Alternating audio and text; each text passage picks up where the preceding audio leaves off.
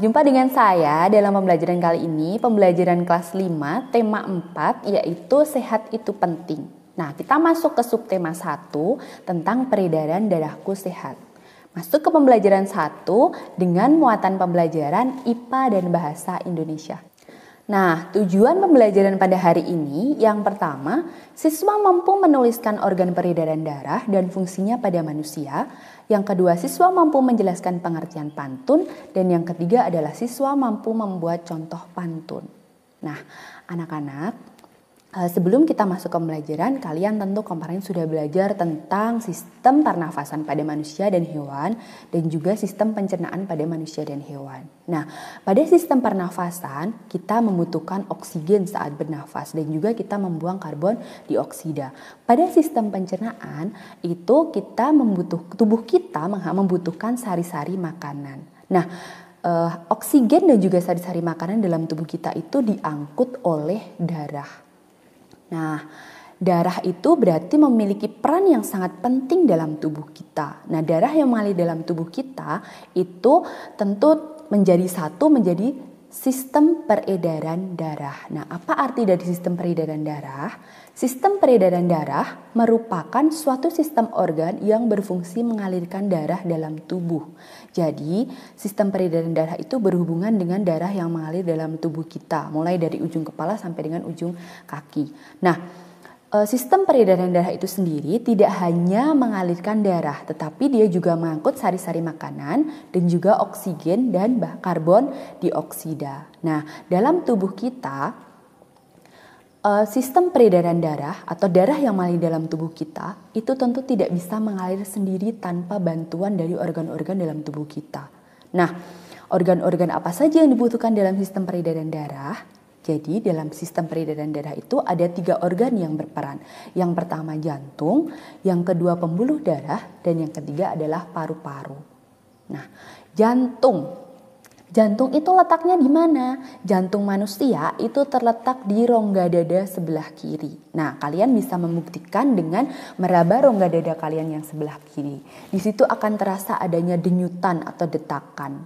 Nah, detakan dan denyutan itu asalnya dari jantung. Nah, kenapa kok jantung itu mengakibatkan denyutan dan juga detakan? Karena jantung itu berfungsi memompa darah di dalam tubuh kita. Nah, memompa darahnya itu dengan cara melakukan kontraksi dan juga relaksasi.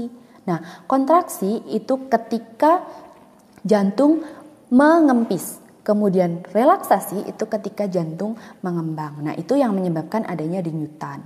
Nah, jantung itu sendiri memiliki 4 ruang, yaitu serambi kanan, bilik kanan, serambi kiri, dan bilik kiri.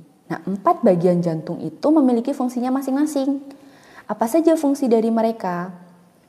Nah, serambi kanan itu berfungsi menerima darah kotor. Jadi darah kotor itu adalah darah yang banyak mengandung karbon dioksida. Asalnya dari mana? Dari seluruh tubuh.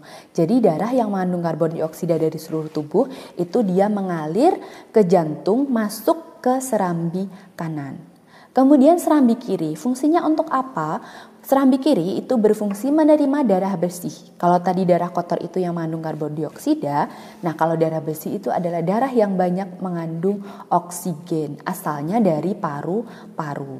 Nah, bilik kanan berfungsi memompa darah kotor ke paru-paru untuk dibersihkan. Jadi darah yang dari serambi kanan tadi yang berupa darah kotor masuk ke bilik kanan, kemudian dari bilik kanan dia dipompa ke paru-paru untuk dibersihkan. Nah, darah yang sudah bersih dari paru-paru tadi masuk ke serambi kiri. Nah, fungsinya dari bilik kiri apa? Bilik kiri berfungsi memompa darah bersih ke seluruh tubuh. Karena darah tadi yang sudah bersih mengandung oksigen, dari serambi kiri masuk ke bilik kiri kemudian dipompa ke seluruh tubuh.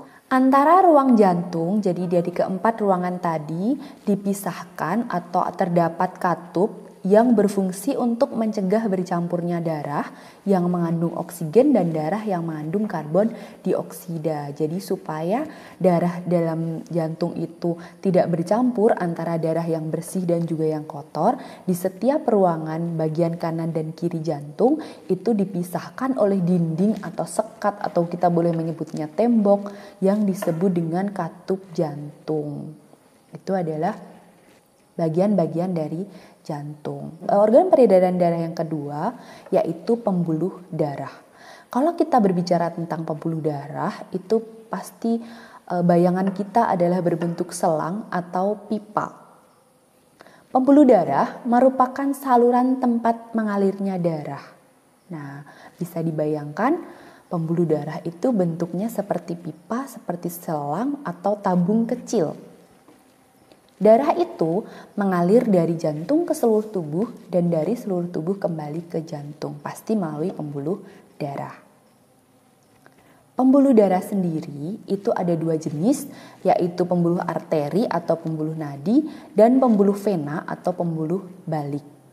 Nah, pembuluh arteri ini sendiri memiliki fungsi mengalirkan darah yang keluar dari jantung. Jadi darah-darah yang keluar dari jantung itu pasti melalui pembuluh nadi atau pembuluh arteri. Pembuluh nadi ini sendiri ada yang ukurannya paling besar yang boleh kita sebut aorta. Jadi pembuluh nadi paling besar itu namanya adalah pembuluh aorta. Untuk pembuluh vena atau pembuluh balik itu berfungsi membawa darah kembali ke jantung. Jadi darah yang berasal dari seluruh tubuh kembali ke jantung itu dibawa oleh pembuluh vena. Makanya disebut sebagai pembuluh balik karena dia kembali ke jantung. Dari pembuluh arteri dan pembuluh vena ini juga terdapat pembuluh yang menghubungkan mereka berdua. Jadi ada pembuluh yang menghubungkan arteri dan juga vena yang disebut sebagai pembuluh kapiler. Jadi pembuluh kapiler itu bisa disebut juga sebagai cabang dari pembuluh vena dan juga pembuluh arteri. Nah, cabang ujung terkecilnya itu namanya adalah pembuluh kapiler. Lalu, apa perbedaan pembuluh nadi dan juga pembuluh balik? Ada beberapa faktor pembedanya. Yang pertama, aliran darah. Pembuluh arteri, aliran darahnya adalah keluar dari jantung. Jadi dari jantung menuju ke seluruh tubuh atau ke paru-paru. Kemudian pembuluh vena, aliran darahnya adalah menuju ke jantung. Kemudian bagaimana dengan denyutnya? Denyut pada pembuluh nadi itu akan terasa.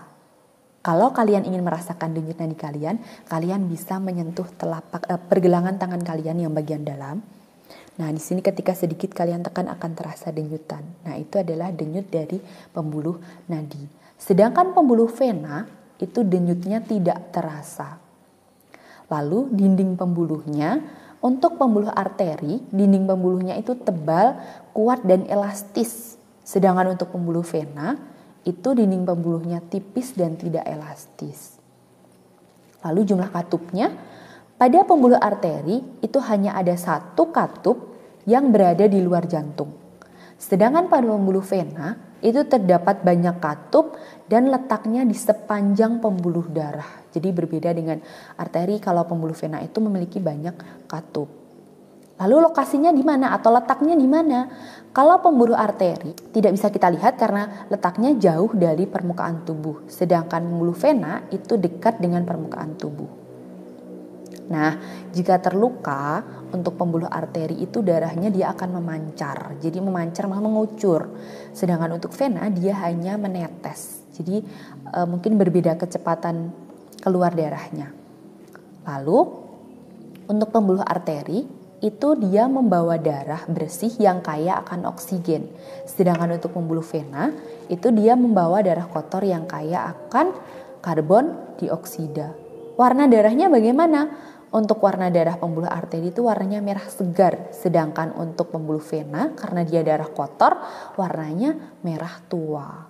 Nah, itu adalah perbedaan dari pembuluh nadi dan juga pembuluh balik. Lalu organ yang ketiga adalah paru-paru. Paru-paru merupakan organ yang sangat penting peranannya dalam sistem peredaran darah manusia. Kenapa? Kenapa paru-paru berperan sangat penting? Karena dalam proses peredaran darah, paru-paru itu berperan sebagai penyuplai oksigen ke dalam darah. Jadi oksigen di dalam darah itu dihasilkan di dalam paru-paru. Nah, pada paru-paru itu sendiri, terdapat ruangan atau bagian dari paru-paru yang berfungsi sebagai tempat pertukaran oksigen dan karbon dioksida yang disebut alveolus. Jadi, misalkan kita ibaratkan kalau kita di dalam rumah itu kan pasti ada ruangan yang namanya kamar mandi. Nah, kalau anak-anak pulang dari bermain kan dalam keadaan kotor. Kemudian anak-anak masuk ke kamar mandi untuk membersihkan diri. Kemudian keluar dalam keadaan bersih. Sama dengan darah juga memiliki rumah, yaitu rumahnya itu paru-paru. Di dalam paru-paru itu ada alveolus sebagai kamar mandinya. Nah, darah yang kotor masuk ke dalam paru-paru, kemudian ke kamar mandi, ke alveolus untuk dibersihkan. Pembersihannya dalam artian darah yang mengandung karbon dioksida diganti dengan darah yang mengandung oksigen. Lalu keluar dalam bentuk bersih, disebarkan ke seluruh tubuh. Itu adalah paru-paru, organ peredaran darah yang ketiga. Baiklah, itu tadi pembelajaran kita tentang sistem peredaran pada manusia. Nah, sekarang saya punya pantun. Jalan-jalan ke Gunung Gancar, sampai di sana melihat-lihat. Peredaran darah kita akan lancar jika tubuh kita selalu sehat. Nah, anak-anak tahu tidak pantun itu apa? Pantun merupakan bentuk karya sastra yang terikat oleh aturan. Nah, pantun digunakan untuk mengungkapkan perasaan seseorang. Karena tadi karya sastra yang terikat oleh aturan. Nah, aturan-aturan dari pantun itu apa saja? Nah, kita bisa menyebutnya ciri-ciri pantun. Ciri-ciri pantun yang pertama yaitu terdiri dari 4 baris. Kemudian bersajak A, B, A, B. Setiap baris pada pantun, baris pertama terdiri dari 8 sampai 12 suku kata. Baris kedua terdiri dari 8 sampai 12 suku kata. Baris ketiga terdiri dari 8 sampai 12 suku kata. Begitu juga dengan baris keempat. Jadi setiap baris dalam pantun itu terdiri dari 8 sampai 12 suku kata.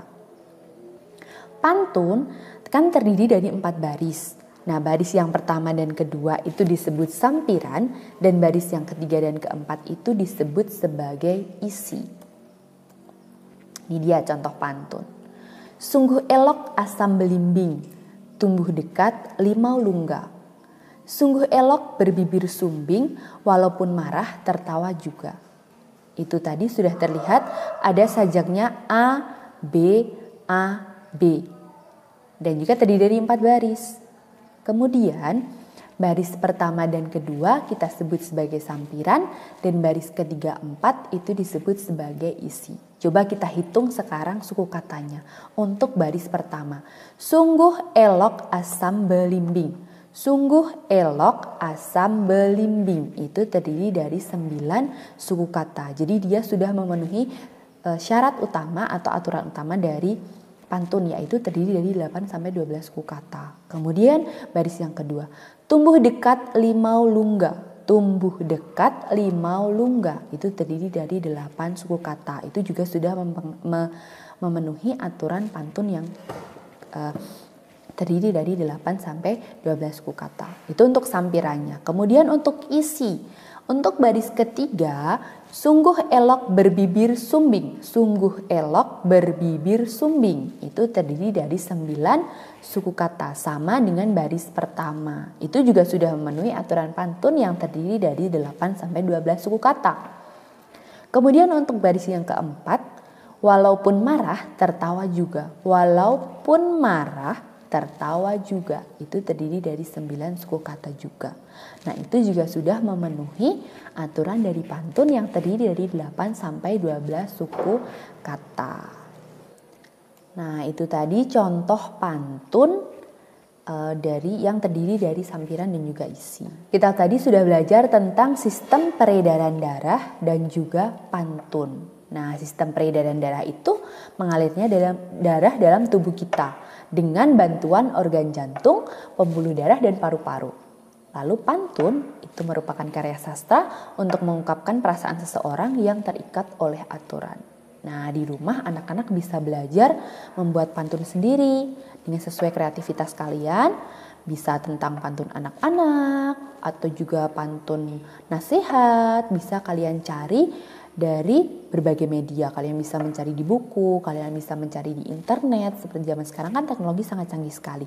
Nah, kalian bisa mencari contoh-contoh pantun di rumah, kemudian kalian bisa membuat contohnya sendiri di rumah. Itu aja pelajaran untuk hari ini, semoga bermanfaat dan tetap jaga kesehatan sesuai dengan masa-masa pandemi sekarang ini.